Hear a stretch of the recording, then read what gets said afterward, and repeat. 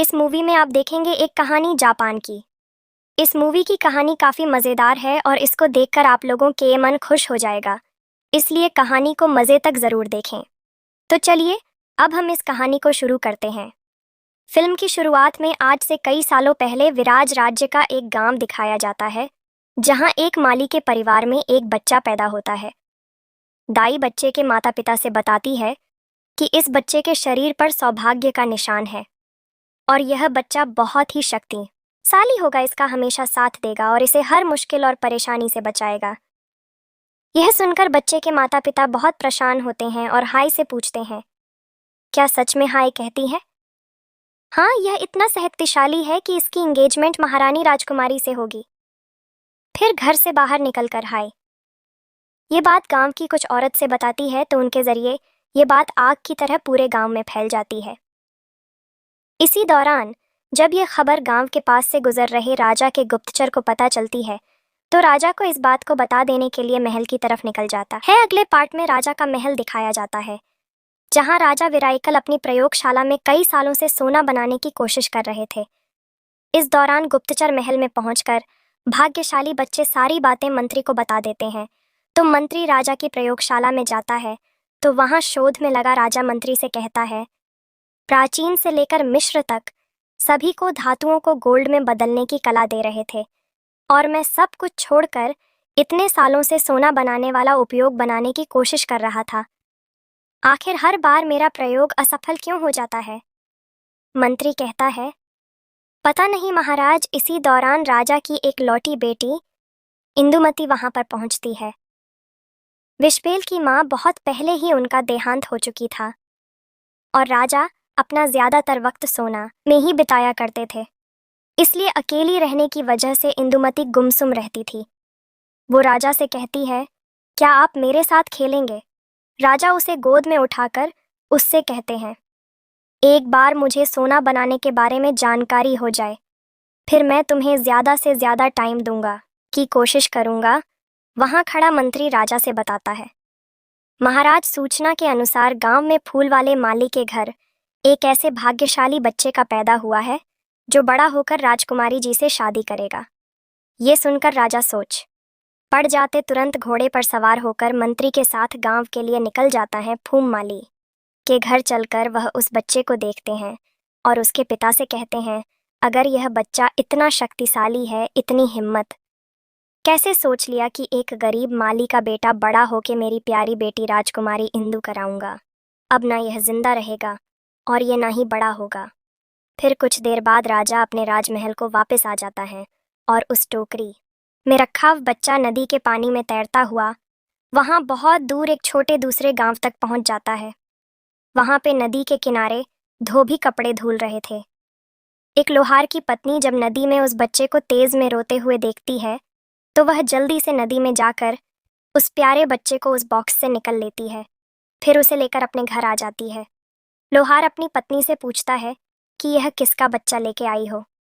तो फिर लोहार रिन उसकी पत्नी बोलती है, किसी ने इस प्यारे मासूम बच्चे को नदी में फेंक दिया था और वैसे भी हम दोनों काफ़ी साल से बच्चा पाने के लिए भगवान जी से प्रार्थना कर रही थीं और देखो, भगवान जी ने आखिरकार उन्होंने हमारी दुआ सुन ही ली और अब से हम इस बच्चे को पाल ले गए। लोहार भी यह बात सुनकर बहुत ही खुश हो जाता है। दोनों ने इस बच्चे का नाम राजू रख देते हैं। कुछ वक्त गुजर जाने के बाद राजू बड़ा होने लगता है और फिर गांव के बाकी सभी बच्चों के साथ वहां घुल मिल जाता है। वह बहुत ही शक्तिशाली बच्चा है और अपने आसपास के लोगों की हमेशा खुश रखता है। एक दिन गांव में एक बीने बजाने वाला आ जाता है, तो राजू उससे बीने बजाना सीख लेता है। कुछ ही सालों के बाद वह बड़ा हो जाता है और अब तक वह काफ़ी अच्छी बीने बजाने लगता है। दूसरी ओर राजा जी की बेटी रानी भी अब तक जवान हो चुकी होती है, लेकिन इतने वर्ष बाद भी राजा सोना बनाने का विधि खोजने में ही लगा रहता था।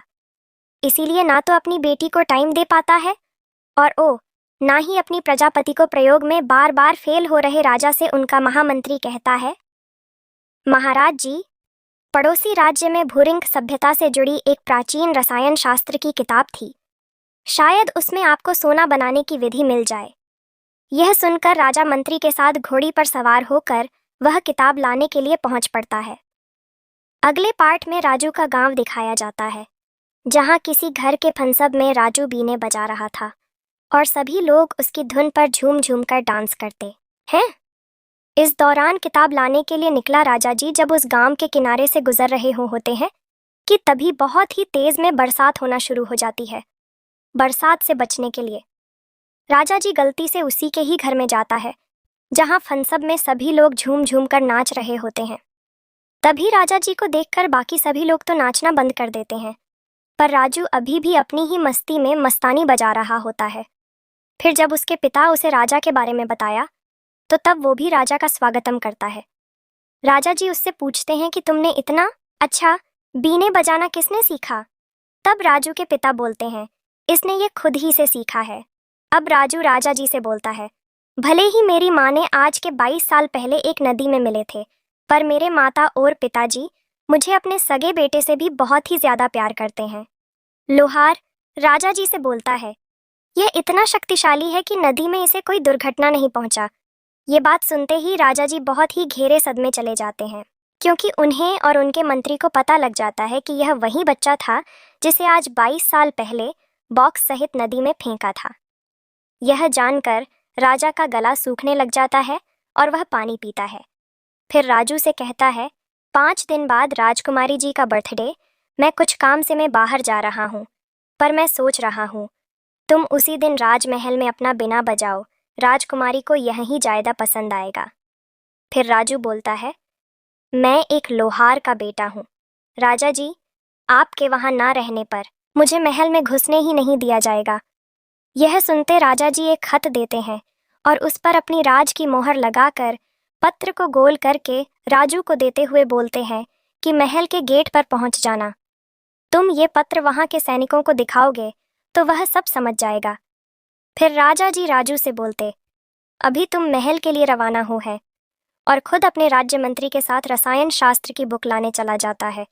और अब राजू भी अपने माँ और पिता से आशीर्वाद लेता है और फिर अपना बीने लेकर राजमहल जाने के लिए चला पड़ता है।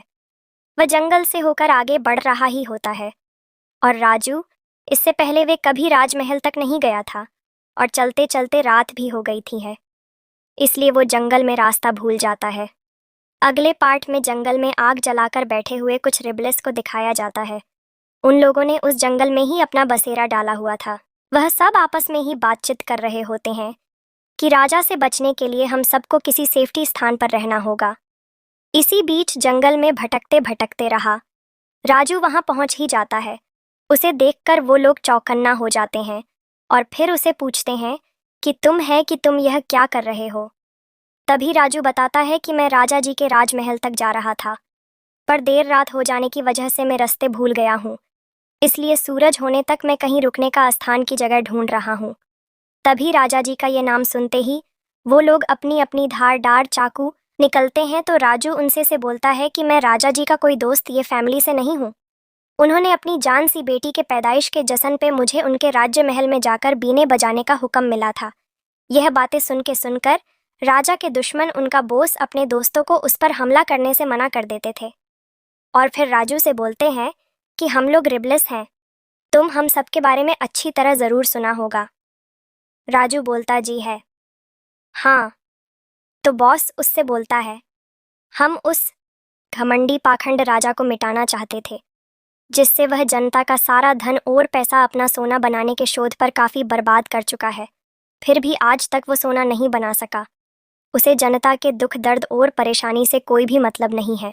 राजू बोलता है, मैं ये सब नहीं जानता था। तो बॉस उससे बताता है, तुम यहाँ पर रात भर रुक सकते हो, पर हम आप पर निगरानी रखनी पड़ेगी।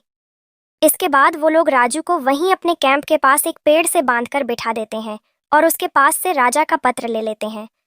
बॉस अपने दोस्तों के साथ उस कार्ड को पढ़ता है तो उसके होश उड़ जाते हैं। राजा ने लिखा था कि जैसे ही ये लड़का राजमहल के गेट पर पहुंचे, तुरंत ही इसको जान मार डाले और इसकी लाश को उसी नदी में फेंक दो, और मेरे इस हुक्म का जो पालन नहीं करने वाले को जान से मर दिया जाएगा। यह पत्र पढ़कर बॉस बोलता है, यह तो खुद ही अपनी मौत के कुएं में गिरने जा रहा था और शायद इसने इस पत्र को ठीक से पढ़ा भी नहीं था। इस पर उसका साथी बोलता है, हमें उस खतरनाक राजा को सबक सिखाना होगा। फिर बॉस, हाँ, यही सबसे अच्छा मौका है तो और दे। अब बॉस अपने कैंप में जाता है और उस पत्र में लिखी हैंडराइटिंग की हूबहू राजा जी की नकल करके एक दूसरा पत्र लिख देता है। फिर उस पर राजा जी की सेम मोहर से मिलती जुलती मोहर मर देता है और उसे पत्र को पहली ही जैसा बांध देता है। वहीं पे पेड़ के पास बंधा हुआ राजू अब तक होश में आ चुका होता है। फिर सुबह उसकी आंख पर वह रेबल्स राजू कैद से आजाद कर दिया उसको पत्र देते हुए बोलते हैं, अब तुम राजा के महल में जा सकते हो। यह सुनकर राजू बहुत खुश हो जाता है और अपना बीने लेके वापस महल जाने के लिए निकल पड़ता है। महल पहुंचकर राजू राजा का मोहर लगा हुआ पत्र सेनापति को देता है, तो सेनापति वो पत्र राजमहल के बद्री को देता है। जब बद्री वो पत्र पढ़ता है तो अचानक से चौंक जाता है, क्योंकि उसमें लिखा होता है कि जैसे ही ये लड़का पत्र लेकर राजमहल में पहुंचे, तुरंत राजकुमारी जी के साथ में इसकी विवाह करा दी जाए और इस आदेश को ना मानने वाले को तुरंत मौत के घाट उतार दिया जाएगा। यह पत्र पढ़ते ही सेनापति तुरंत बिनना से कहकर राजकुमारी जी को अपने पास बुलवा लिया। राजकुमारी जी सेनापति के पास आकर उनसे बोलती है कि इतनी भी क्या जल्दबाजी थी जो मुझे फौरन यहाँ बुलवा लिया। तुमने तो सेनापति जी से उन्हें राजा का पत्र पढ़ने को देते हैं।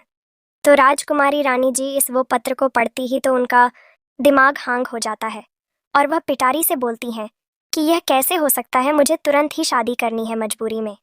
राजकुमारी रानी जी पादरी से शादी के लिए हमी भर देती है। तो अब पिटारी जी उन दोनों को चर्च में ले जाता है, जहां वो ईसा से पूछता है कि क्या तुम राजू जी को अपनी पत्नी के रूप में पसंद करना चाहते हो। ईसावेल बोलती है अपनी मन से नहीं, जबरदस्ती से। तो पटरी कहता है अब राजा जी के हुक्म है कि बहुत मजबूरी ही है, क्या किया जा सकता है। इसके बाद वह राजू से भी पूछता है कि क्या तुमको राजकुमारी इंदुमती जी अपनी बीबी के रूप में स्वीकार है। राजू कहता है मुझे पसंद है, लेकिन अगर राजकुमारी इंदुमती जी की मर्जी हो तभी, जबरदस्ती नहीं। पटरी कहता है ठीक है। अब ये विवाह संपन्न हुआ और फिर आखिरी रीति रिवाज के रूप में तुम दोनों एक दूसरे को लिप पे किस करो। राजू को तो राजकुमारी इंदुमती जी एक ही नजर में ही प्यार गई थी, इसलिए वो राजकुमारी रानी को लिप किस करना चाहता है। पर राजकुमारी रानी बोलती है मैं तुम पर थूक भी नहीं, लिप किस करना तो बहुत दूर की बात। गुस्सा होकर राजू जब राजमहल तरफ एक गैलरी में आता है तो उसे किताब लेकर अंदर की ओर राजा जी और उसके महामंत्री दिखाई देते हैं। उन्हें देखकर वह छिप जाता है। वहीं राजा जी जब अपनी लिफबिलेरी में जाता है तो पटरी जी वहां उनसे मिलने जाता है। राजा अपने साथ लाई हुई पुस्तक पढ़कर पटरी से बोलते हैं मुझे सोना बनाने वाला मंत्र मिल गया है, लेकिन इस मंत्र को बनाने के लिए मुझे भूत के 6 सुनहरे से बाल चाहिए। ये सुनकर पटरी जी कहते हैं महाराज जी ये गलत है, अब सोना बनाने के लिए आप भूतों की हेल्प लेंगे। राजा बोलता है सही है या गलत कुछ नहीं होता। तो पटरी जी उनसे कहता है मैं आपको यहाँ ये बताने के लिए आया था कि आपने पत्र देकर जिस लाहौरी के बेटे को यहाँ पर बुलाया था, मैंने उसकी विवाह राजकुमारी इंदुमती जी से कर दी है। राजा कहते हैं यह क्या फालतू बातें करते हो, तुम पटरी बोलते हो। महाराज जी अपने ही तो पत्र में जो लिखा हुआ था, मैंने तो आपकी ही हुक्म का पालन ही तो किया ही, फिर उस पर आपकी लिखावट और मोहर का टप्पा भी लगा हुआ था। यह सुनकर राजा जी बहुत ही गुस्से में जाता है और फिर राजू को अपने रूम में बुलवाकर उससे बोलता है तुमने नकली जाली पत्र लिखकर मेरी बेटी से ही तुमने विवाह ही के लिया, इसके लिए तुमको फांसी सजा सुनाई। और फिर राजू कहता है महाराज जी मैंने कोई नकली पत्र नहीं लिखा, पर अब जब मेरा वो विवाह राजकुमारी इंदुमती से हो गई है तो मैं आपको बताना चाहता हूँ कि मुझे वो बेहद ही सुंदर लग है और मुझे उससे मोहब्बत हो गया है। इससे राजा जी और भी ज़्यादा गुस्से में आ जाता है, लेकिन वो राजू को रास्ते से मिटाने और सोना बनाने का यंत्र पूरा करने के लिए एक एक होशियारी चलते हुए राजू जी से बोलता है कि अगर तुम सच में सोचते चाहते हो कि मैं इस शादी को मंजूरी दे दूं और मेरी बेटी तुम्हारी बीबी बन जाए गई, तो तुम्हें मेरे लिए बुते के 6 खूबसूरत बाल लाने होंगे। ये बातें सुनकर राजू बोलता है भूत के बाल लाने के लिए मुझे नरक जाना पड़ेगा और वहां जाने के बाद कोई वापस नहीं लौट पाता। इस बात पर राजा जी कहते हैं एक बार तुम्हारे असली माता पिता ने हुक्म था कि तुम बहुत शक्तिशाली हो, यही टाइम था तुम्हारी लक्की चांस को परखने की। राजा जी की यह बात सुनते ही राजू घबरा गया है और उनसे पूछता है कि क्या आप मेरे असली माँ और पिताजी को जानते हो। राजा जी उनसे झूठ बोलते हुए कहते हैं, हाँ, सोने के कुछ पैसों के लिए उन्होंने तुमको किसी दूसरे आदमी हाथ बेंच दिया था। ये सुनते ही राजू बेहद दुखी हो जाता है। फिर अगले दिन उसे भूत का बाल लाने जाना था।